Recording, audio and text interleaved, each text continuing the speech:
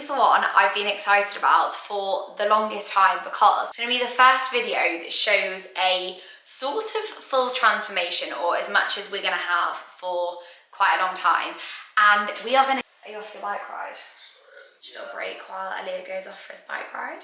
The reason it's taken me quite a long time, well, it's not that long in the grand scheme of things because we didn't even move into this house that long ago, but the reason it's taken me longer than I thought it was going to take is because we have been waiting for furniture to arrive. One of the biggest shocks about buying a house... I forgot my keys. Oh, for God's sake. So that was Elliot just interrupting to say he's forgotten his AirPods and his keys, which is good. So what I was saying is one of the biggest shocks with buying this house and needing to purchase furniture was the wait time on furniture. Some of them are just a joke. Like, you can buy a piece of furniture and it arrives like 6 months later. But we chose some bedside tables, which I think I briefly mentioned in my last video. Bedside tables that had a 6-week wait time. And I was like, oh, that's nothing compared to some of the other pieces. That 6 weeks has gone extremely slowly. Like, it's made me realise that actually, like, it's quite nice to have a bedside table. Yeah, I wanted to wait to do this transformation until I could actually put everything in place and show you the final thing. So I feel like this is actually the most practical angle to speak to you about the first thing for the bedroom. So when I was deciding what to do about this bedroom, I saw, I cannot even remember where, realistically probably Pinterest, this photo that had a bedroom that was not quite the colours that I'm going to do for this bedroom, but more like blue greys with lots of beige with a kind of like burgundy mauve sort of colour piece of art in. And I loved the piece of art so much. Lo and behold, about a week after, I was just scrolling through H&M Home and I came across this piece, well, this thing specifically. The colour that I was looking for to add in the room was such a like niche colour. Like, it wasn't just like burgundy or like purple or red. It was just a very muted tone. I thought that is probably as close to the colour as I'm going to get. So I actually saw it on H&M Home, but it was sold out with the oak frame on it. And I realised that on the actual product listing, it actually said Abstract House. So I actually Googled Abstract House, found out it's a full website, like a full online shop. And I went on there and I actually ended up purchasing it on there with another matching piece. So we actually ended up basing the whole kind of scheme for the bedrooms basically around these two pieces of art. Elliot very kindly put these up a few weeks ago and I was a bit worried because he messaged me when I was out the house being like, I've put up the pictures, and I was like, oh no, have you put them up in the right place? Because I didn't even really know where I wanted them. But this is where he ended up putting them. And I actually think they work really well. We've actually got a lot of height in this room, but it's not a particularly big space. And as you'll see from some of the footage, this bed that we chose is absolutely huge. The bed is from Noah Home and it's really gorgeous. I was a bit worried when it came that it was a bit more grey than I'd wanted it to be, because it is actually listed as beige on the website. But I'm really happy with it. It's such a comfy bed. I would highly recommend if you're looking for a bed. I think we got ours discounted in the sale, and I do really think that we are going to manage to make it all work and tie in well. Just to give you all the details as well, basically our entire house is painted in skimming stone Farrow and Ball paint, and the previous owners did this, and I didn't know whether it was what we were going to want in every room, but to be honest, it's quite a good base that's not white. And in fact, it's not actually skimming stone in every room but 2 rooms, which is my study and Elliot's psych dressing room. They are all in skimming stone, including this room. It's not too warm, it's definitely not a really cool shade, and we decided rather than kind of having the expense of repainting any rooms that we maybe would have fancied in a little bit of a different colour, we're just going to use it as the base because it is such a beautiful shade. The other thing to add is these sconce lights, I think that's what they're called. These were already here when we bought the house. They were from Neptune, and I only knew they were from Neptune when I actually visited Neptune to get some interior inspo for the house. I saw these. So I know that that's where they're from, and we think they are so beautiful. The only thing we may need to consider doing is just bringing them slightly further out, because let me tell you, the size of the bed was a little bit of a shock to me. I didn't quite realise it was going to be like as wide as it was, and we maybe in hindsight should have measured it, but it is just so amazing to have a ginormous bed if you can fit it in the space, and this whole room realistically is just the only piece of furniture in this room is a bed. But I don't know what the kind of standard sort of height and everything in comparison to the bed you usually put sconce lights in. I don't know. There are so many things that when you buy a house you realise you just don't know about. And one of those things is like how to hang a blind, where to buy blinds from, how to know what size of blind to get, and everything like that. And just to be fully transparent, when I don't have a clue, I just FaceTime my mum because she's an interior designer and she knows literally everything. So I've measured our window and she advised us that we should put the blind on the outside of the window for a more expensive look, like I said, and to make the window look bigger. In these upstairs bedrooms, we actually have very small windows. This house was built a long time ago, and I'm assuming as much as they're not the original actual windows, they are the original size of window that would have been there. So the windows were actually pretty small, and I loved the idea of being able to make them look bigger by hanging the blind on the outside of the window. So measurement wise, we went with a 1.18 m wide and 1.3 m drop. And the actual measurements of our window were 103 wide and 92 drop. So we basically added on 15 centimeters wider than our window. So you've got that space either side, and about 10 centimeters taller, so we could hang our blind a bit higher on the window. If you have more space above your blind, you could go a little bit higher with it to actually make your window look like it's a lot bigger. But that also means that you can let loads of light in through your window without looking like you've purposely bought a blind that's too big, if that makes sense. Sorry, this is so backlit in this position that I know you're hardly going to be able to see me, but we purchased our blinds from Blinds Direct, and I am so happy with how these turned out, to the extent that I just don't know what the difference would have been if we'd paid a few £100s for a custom-made blind than if we bought from Blinds Direct. We did get a made-to-measure blind, and the total price, including shipping, and we did go for express shipping because we wanted it here quite quickly. The whole thing was £99.29. We took a bit of a risk with the material because I couldn't be bothered waiting for samples and then to order, and we ended up going with the Touched by Design soft recycled white. I don't actually know what it's made from, but I think it's cotton with potentially a bit of linen in. It is absolutely gorgeous. I would honestly say these blinds are perfect. I don't know what I'd change about them if I could change anything about them. The material feels so expensive.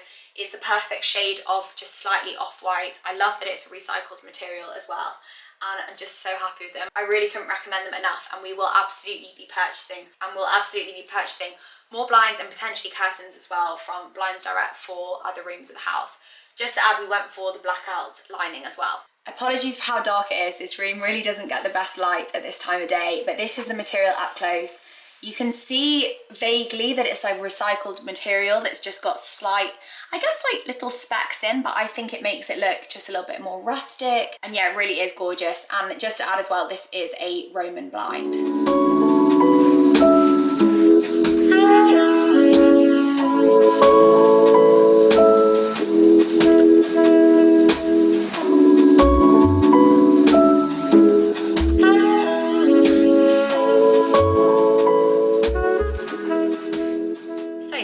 Tables, we went with these ones from Teak and Moon. I'm really happy with them. I think they're so cute. We didn't want a bedside table that was too wide because both sides of the bed there's just not too much space, but these just look perfect. And as I mentioned, I somehow managed to find these little baskets from Dunelm that fit perfectly in them, which just makes them look a little bit tidier. And I plan to add in other things in the room that are this kind of seagrass texture. I also really wanted to get oak bedside tables. A lot of the wood in this house is oak, and the oak on these mirrored our picture frames really, really well.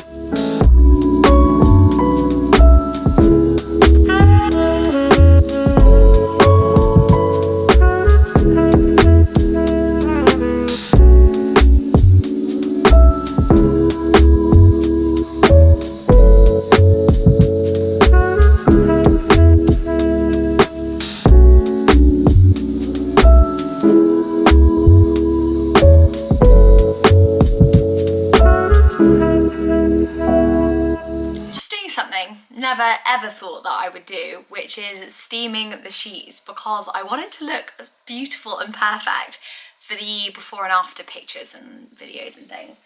So I just remembered that we had a steamer, so I want to just get those creases out. But believe me when I say this is something I've never done before, but it does work. If you want a way around getting the creases out your sheets really quickly without ironing them. I had to resort to using my phone for a bit, but the white bed linen makes the world of difference. I never would have thought, because we haven't had white bed linen, Elliot and I, since we have lived with each other. I don't even know if I had it at home. So yeah, we really wanted to get white bed linen, obviously the door frames, ceilings, and all the little details. And most of the little details in this room are actually white as well. So next it's on to the cushions. We put these cushions together because we just had the inserts lying everywhere around the house, probably a week or two ago. I just thought I'd speak through the ones that we went for. So I was a little bit worried, I'm not gonna lie, when I was choosing cushions. I knew I wanted a real range of like colours and textures, but still having like a neutral basis theme run through it. I think I'm really keen to keep lots of texture and warmth whilst not making it look clinical or too sort of trendy, I guess. But for the big pillows at the back of the bed, I found these gorgeous textured ones with a little sort of tasseled feathery trim on them, and these were from H&M Home. They were relatively affordable. From the research that I did, I basically figured out that to get a full looking cushion, you need to get a cushion insert that is the size larger than your pillow to make it look really full, so you can do that little karate chop and it just looks a bit more like hotel-like. Then for the cushions that sit in front of those, I really wanted to try and find a throw and a set of cushions that had a really blue-grey in them, and I just wasn't successful in doing that, to be honest. So I really wanted to get some pinstripe cushions. Don't ask me why, I just had it in my head that I wanted the next ones to be a stripe, and I went with these. These were actually from Etsy. They were handmade by the seller, and the stripe is actually kind of a cream and a charcoal colour. I love these as a second pillow with the pinstripe. I then really wanted to get a bolster cushion, or I think in the US they call it a lumbar, but we don't seem to call it that over here. I was desperate to get a colour in the bolster cushion that was going to go at the front that mirrored the colour from that piece of artwork. It was going to be a bit of a tricky job. But Etsy came to the rescue again, and I found a different individual seller on there. Just realised that someone has spilled tea on this cushion, so that might need to have a little rinse, but we'll ignore that for now. I somehow managed to find this cushion, which I thought was really, really cute. It's got the little buttons, very handmade sort of vibe, and the colour in it is almost identical to the one up there, because over searching for a couple of days in a row, I literally couldn't find a single other one. So that was perfect, and I got it made to the length and width that I really wanted it to be. Then for a throw, like I said, I really wanted a blue-grey tone, couldn't find it anywhere, but I did manage to find a throw that I really like. We purchased this throw from H&M Home, and this is what it looks like. So it is a very sort of washed effect.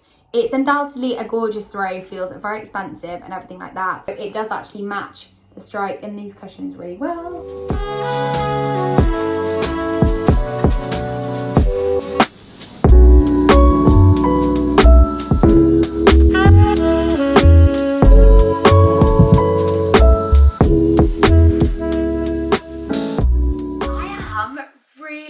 Really happy with this. I think it's such a peaceful room. I think the white bed linen has just lightened everything, and yeah, I'm so happy. I want Elliot to come back from his bike right now so I can show him the kind of final product.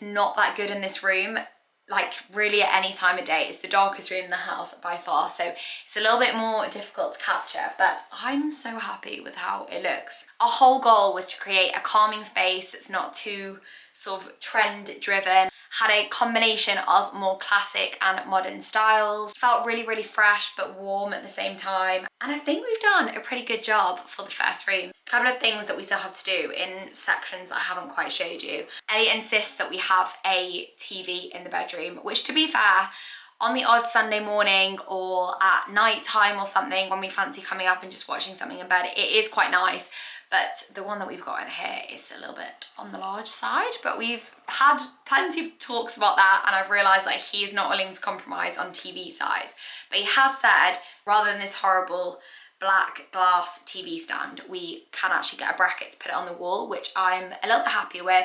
I don't mind that it's on the back wall so you don't see it as you walk into the room. So I'm just going to show you it, because as much as I really hate it, then you can get a better idea of what I'm talking about. So this is the TV, but he has said that we can put it on a bracket, which I'm much happier about. And then this wall is actually quite big. I was thinking a couple of shelves with some really nice things on them at some stage, but it's pretty far down our priority list at the moment. And then eventually this lovely big mirror we will hopefully replace with something a little bit more decorative. I do like having the mirror there because I do think it brings more light into the room. Like I said, the room is pretty dark, so I think a big mirror is a good thing in here. But potentially a mirror with a different colour frame. We could maybe bring in a few black details to kind of mirror the metal on our sconce light. That could be quite cool on the wall, and potentially mount it against the wall. I also still plan to do something with that little shelf at the top, but I just, again, have no idea what. But this is definitely as finished as it's gonna get for now. Maybe we'll add a few little bits to our bedside tables. But yeah, I'm gonna wrap the video up here, guys. I'm actually going into London tonight because some of my friends from Manchester are coming down for the weekend, which is super exciting. So we've got a full-on weekend which I need to go and prep for. I really, really hope that you've enjoyed seeing this transformation through. I feel like you guys have been here from the absolute start now. So it's really nice to actually sort of complete one whole room with you. But yeah, I really hope you've enjoyed the video. Please give it a thumbs up and subscribe if you do want to stick around, and I'll see you in my next one. Bye!